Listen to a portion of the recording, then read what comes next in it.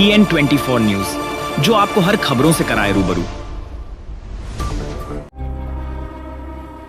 नमस्कार, आप देख रहे हैं DN24 न्यूज और आज हम आपको वलसाड़ जिले के पाड़ी तालुका के मोतीवाड़ा गांव में घटी एक दिल दहला देने वाली घटना की जानकारी देंगे।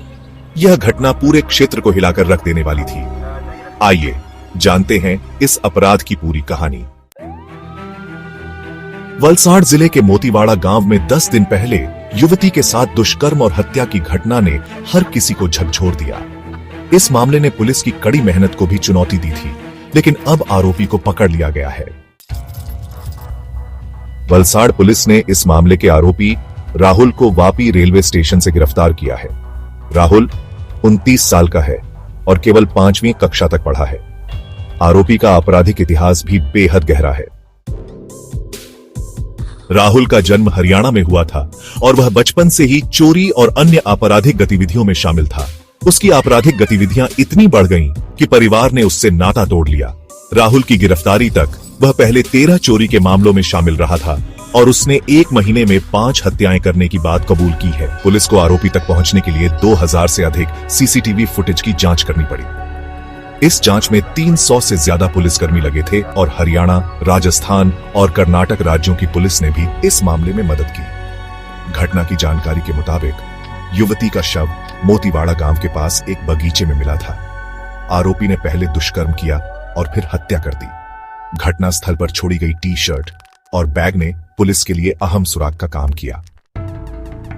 इस जघन्य अपराध के मामले में पुलिस की शानदार कार्रवाई ने जनता में पुलिस के प्रति विश्वास को बढ़ाया है। वलसाड़ पुलिस की मेहनत और समर्पण ने एक फिल्मी कहानी को भी मात दे दिया। वलसाड़ पुलिस की इस सख्त कार्रवाई से साबित होता है कि मेहनत और सही दिशा में की गई जांच किसी भी अपराधी को नहीं बचने देती। अगर वीडियोस अच्छे लगें तो लाइक करो और अपने दोस्तों के साथ शेयर करो ताकि और लोग भी जुड़ सकें। याद रखो, आपका एंगेजमेंट हमें ग्रो करने में और मतलब की खबरें लाने में मदद करता है। तो सब्सक्राइब बटन दबाओ, थम्स अप दो एंड शेयर। DN24 न्यूज, आपकी खबर, आपकी आवाज। देखने के लिए शुक्रिया और DN24 न्यूज फैमिली में आपका स्वागत है। ત્યારબાદ શું પોલીસે એક્શન લીધી છે અને આરોપી ક્યાંથી પકડાયો? ગઈ 14મી નવેમ્બર 2024ના રોજ પારડીના મોતીવાડા વિસ્તારમાં નિશાળ ફળિયા વિસ્તારમાં એક દીકરી 19 વર્ષની દીકરીને હોસ્પિટલ લાવવામાં હતી સાંજના 6:30 વાગ્યાના અરસામાં અને દીકરીનું શંકાસ્પદ હાલતમાં મૃત્યુ થયેલું જણાતા તાત્કાલિક પોલીસની તમામ ટીમો ત્યાં પહોંચી ગઈ હતી।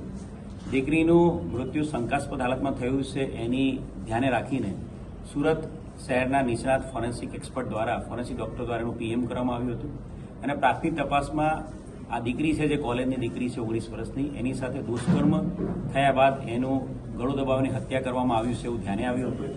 તાત્કાલિક ઘરના સભ્યની ફરિયાદ લેવામાં આવી હતી અને દુષ્કર્મ સાથે મર્ડરનો ગુનો દાખલ કરવામાં આવ્યો હતો। બનાવની ગંભીરતાને ધ્યાને રાખીને જિલ્લાના 4 DYSP, Pardi police station, crime branch, SOG સહિત જિલ્લાના अन्य 10 પોલીસ સ્ટેશનના PIO, કુલ 12 જેટલા PIO, 20 PSI, 300થી વધુ પોલીસ, GRD, હોમગાર્ડ આ સમગ્ર બનાવમાં તપાસમાં જોડાયેલા હતા।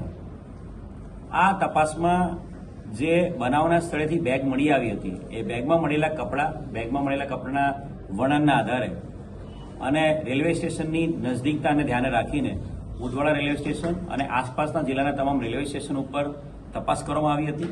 આ તપાસમાં અલગ અલગ રેલવે સ્ટેશનના RPFના અધિકારીઓ સાથે સાથે ગુજરાત રેલવે પોલીસના તમામ અધિકારી કર્મચારીઓનો પણ ખૂબ સપોર્ટ મળ્યો હતો।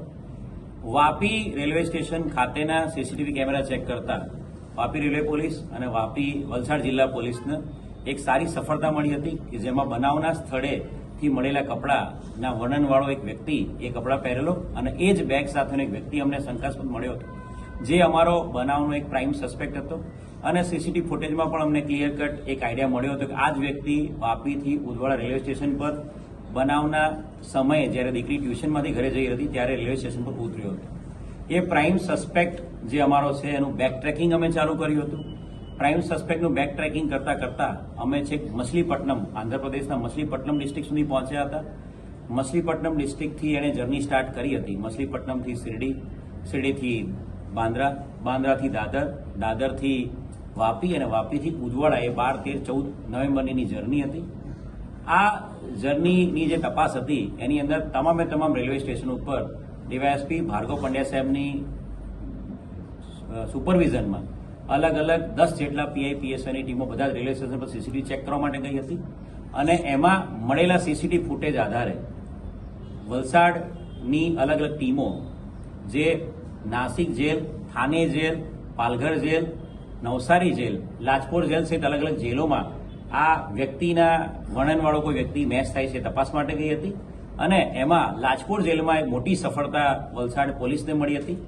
લાજપોર જેલ દ્વારા જે સોફ્ટવેર છે એના ડેટામાં જોધપુર સેન્ટ્રલ જેલમાં એક 18મી મે 2024ના રોજ છૂટેલો એક આરોપીના સાથે આ 80% આપણા આરોપી પ્રાઇમ સસ્પેક્ટનું વર્ણન મેચ થતું હતું. આપણો જે સસ્પેક્ટ હતો એ ડાબા પગેથી અપંગ છે, એ પગે એને લેફ્ટ લેગમાં ડિફોર્મિટી છે. જેલમાં તાત્કાલિક રાતોરાત એક ટ્રેનમાં પીએસઆઈની ટીમ મોકલીને જોધપુર સેન્ટ્રલ જેલના આઈજી સાહેબની મદદથી એનો તમામ ડેટા કરવામાં આવ્યો હતો, કાઢવામાં આવ્યો હતો અને જેલના ઇન્મેટ પાસે પણ આ કન્ફર્મેશન કરવામાં આવ્યું હતું કે આ જે વર્ણનવાળો જે સોફ્ટવેરમાં વર્ણન મળે છે એ વ્યક્તિ પણ અપંગ છે અને એની વ્યક્તિની આઈડેન્ટિટી રોહતક જિલ્લાના એસપી નરેન્દ્રજી સાથે પણ કન્ફર્મ કરવામાં આવી હતી અને ખાનગી રાહે તપાસ કરાવતા એ આરોપી છે એના ઘર વિસ્તારમાં તપાસ કરાવતા એ ગુનાહિત ઇતિહાસ ધરાવતો વ્યક્તિ છે ને એ ડાબા પગે અપંગ છે કન્ફર્મ થઈ ગયેલું હતું અને એ આપણો પ્રાઇમ સસ્પેક્ટ છે. એને શોધવા માટે વધુ અમને મહેનત કરવા માટે પ્રેરણા મળી હતી કેમ કે કન્ફર્મ થઈ ગયું હતું કે આજે આરોપી છે અને એ અનુસંધાને અલગ અલગ ટીમો જિલ્લાના તમામે તમામ રેલવે સ્ટેશનો સાથે સાથે પૂના સુધીના તમામ રેલવે સ્ટેશનો ઉપર, સુરતથી પૂના સુધી તમામ રેલવે સ્ટેશન પર ખાનગી રાહે જીઆરપીની સાથે સાથે વલસાડ પોલીસના માણસો ગોઠવવામાં આવ્યા હતા તમામે તમામ રેલવે સ્ટેશન ઉપર અને એ જ રીતે તમામે તમામ રેલવે સ્ટેશનો ઉપર આરપીએફની ટીમોને પણ એલર્ટ કરવામાં આવી હતી અને એ જે એલર્ટ કરેલા ફોર્સના કારણે ગઈકાલે સાંજે બાંદ્રાથી વાપી આવતી કોઈ ટ્રેનમાં એક વ્યક્તિ આ પ્રકારના વર્ણનવાળો ચડ્યો છે એની ચોક્કસ બાતમી આધારે એ વાપી રેલવે સ્ટેશન પર જ્યારે ઉતર્યો ત્યારે વાપી રેલવે પોલીસના કર્મચારીઓ દ્વારા એને તાત્કાલિક પકડી પાડવામાં આવ્યો હતો અને એ આરોપીને પકડીને આરપીએફ અને જીઆરપી જેણે એને પકડ્યો છે એ લોકોએ વલસાડ જિલ્લા પોલીસને સોંપ્યો છે. આરોપીની પૂછપરછ કરતા આરોપી આ ગુનાને અંજામ આપ્યાનું કબૂલાત આપે છે. આરોપીનું નામ રાહુલ કરમબીર જાટ છે. એ પોતે 29 વર્ષનો છે. રાહુલ કરમબીર જાટ એ મોખરા ખાસ વિસ્તાર છે રોહતકનો, ત્યાંનો વતની છે. એના પરિવારમાં એના પિતાજી છે એનું મૃત્યુ થયું છે, એની માતા ત્યાં સિનિયર સિટીઝન છે અને એનો એક ભાઈ છે. રાહુલ નાનપણથી જ ચોરી ચકારીની ટેવવાળો છે. 4-5મા ધોરણમાં અભ્યાસ કરતો ત્યારથી એ સાયકલ ચોરીને એના ગુનાઓમાં શરૂ થઈ ગયેલો હતો. 5 ધોરણથી વધારે એનો અભ્યાસ નથી. એનો ગુનાહિત ઇતિહાસ ચેક કરીએ તો ટોટલ 13 જેટલા ગુનાઓ અપહરણ, ચોરી, લૂંટ અને આર્મ્સ એક્ટના ગુનાઓ એની વિરુદ્ધ દાખલ થયેલા છે. એ મોટા ભાગે અલગ અલગ રોડવેઝમાં હરિયાણા રાજસ્થાનની રોડવેઝની ટ્રકોમાં ડ્રાઈવર અને ક્લીનરીનું કામ કરે છે. એટલે ભારતભરમાં એની મુવમેન્ટ થતી હોય છે અને હેન્ડીકેપ હોવાના કારણે ટ્રેનમાં દિવ્યાંગોને માટેની અલગ બોગી હોવાના કારણે અને ટિકિટ લેવી ના પડતી હોતી મેક્સિમમ ફ્રી ટાઈમમાં ટ્રેનમાં એ જર્ની કરતો હોય છે.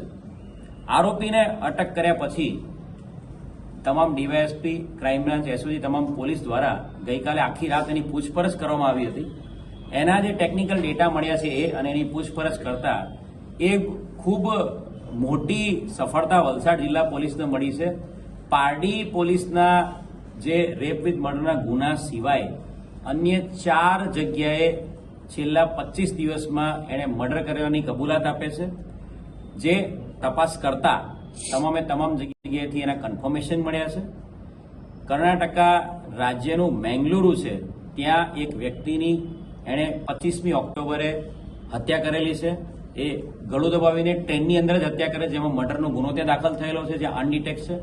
એ જ રીતે પશ્ચિમ બંગાળના હાવરા જિલ્લામાં 19મી નવેમ્બરે એક તબલાવાદક, એક તબલા પ્લેયર, એક મેલ પર્સન, પુરુષ વ્યક્તિનું પણ એણે ચાકુથી મર્ડર કરીને ટ્રેનમાં જ મર્ડર કર્યું છે અને લૂંટ કરીને એની ભાગી ગયેલો છે 19મી નવેમ્બરે.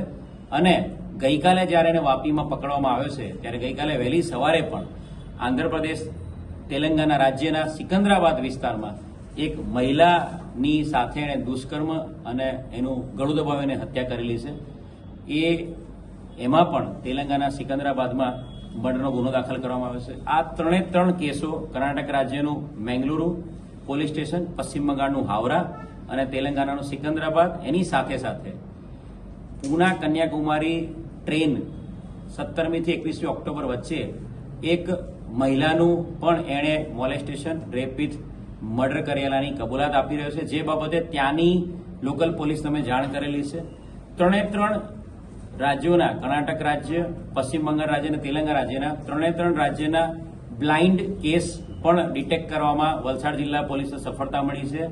5 મર્ડરના ગુનાઓનો ભેદ ઉકેલવામાં વલસાડ જિલ્લા પોલીસને સફળતા મળી છે અને આ તમામ પોલીસને વલસાડ જિલ્લા પોલીસ દ્વારા જાણકારી આપવામાં આવી છે અને તમામ જે તપાસ દરમિયાન જે ડેટાઝ અમને મળેલા છે એ તમામ ડેટાઝ પણ એમને પ્રોવાઈડ કરવામાં આવ્યા છે. ખૂબ મોટી સફળતા માન્ય ગૃહ રાજ્યમંત્રી હર્ષ સંઘવી સાહેબના માર્ગદર્શનમાં, ડીજીપી વિકાસ સહાય સાહેબ અને ઇન્ચાર્જ રેન્જ આઈજી રાઘવેન્દ્ર વત્સ સાહેબના માર્ગદર્શનમાં સફળતા મળી છે અને એક મોટા સિરિયલ કિલરને પકડવામાં, ખૂંખાર હત્યારાને પકડવામાં વલસાડ જિલ્લા પોલીસે આજે ખૂબ સારી કામગીરી કરી છે. ઉદવાડાની જે યુવતી હતી એને આને કઈ રીતે ટાર્ગેટ કર્યો? એ દિવસે શું ઘટના બનેલી? એ દિવસે જે ઘટના વાત કરીએ તો એ વ્યક્તિ છે જે આરોપી રાહુલ જાટ, એ દાદરથી વાપીની ટ્રેનમાં એ અરાઉન્ડ 2 વાગ્યાની આસપાસ ઉતર્યો હતો અને વાપીથી ઉદવાડા જતી ટ્રેન એને સામેના પ્લેટફોર્મ પર દેખાઈ.